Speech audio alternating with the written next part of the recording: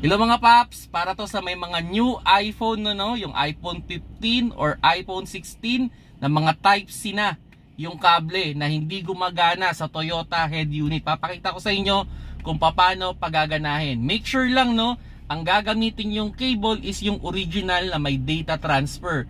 Kung sakali mang hindi original, palitan ninyo. So paano nyo malalaman kung okay o working? So ito iPhone 16 to mga paps So kung makikita ninyo dito sa ating head unit okay means okay yung kable natin pag lumabas yung iPad at naka-disable lang yung CarPlay.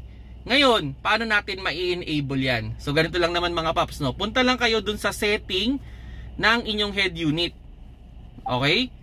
Then punta kayo sa system, then Apple CarPlay device. Then i-on nyo lang. Yan. Then back nyo na. Then mapapansin niyo diyan, mag-o-okay na yung Apple CarPlay. So yun, nag-enable na mga paps So pwede niyo na siyang pindutin. So magagamit niyo na yung Waze at yung inyong Spotify at kung ano pa man yung mga apps ninyo. Take note lang mga paps masasabi ninyong okay yung kable ninyo pag umilaw tong iPad. Okay?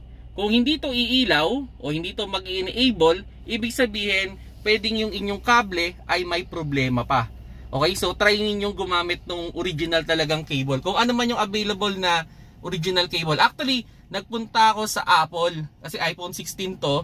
Nagpunta ako sa Apple, tapos tinanong ko kung paano ba mapapagana sa head unit. Ang suggestion sa akin, bumili daw ako nung old cable, tapos may isa pang device, more or less nasa 1,500 o 2,000 yata yung magagastos ko para lang mapagana yung iPhone 16 sa head unit ng Toyota. Pero yun pala, pwede nyo lang naman palang iayos dun sa setting and gagana na. Just take note lang mga paps original na cable dapat ang gamitin ninyo.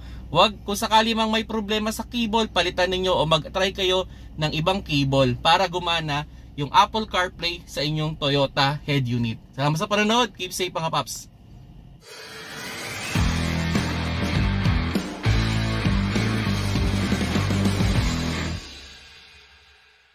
So iPhone 16 to mga paps So kung makikita ninyo dito sa ating head unit okay means okay yung kable natin pag lumabas yung iPad at naka-disable lang yung CarPlay.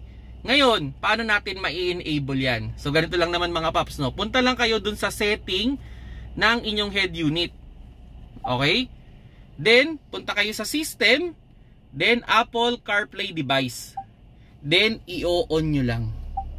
Yan. Then back nyo na. Then mapapansin niyo diyan, mag-o-okay na yung Apple CarPlay. So yun, nag-enable na mga paps So pwede nyo na siyang pindutin. So magagamit nyo na yung Waze at yung inyong Spotify at kung ano pa man yung mga apps ninyo. Take note lang mga paps masasabi ninyong okay yung kable ninyo pag umilaw tong iPad.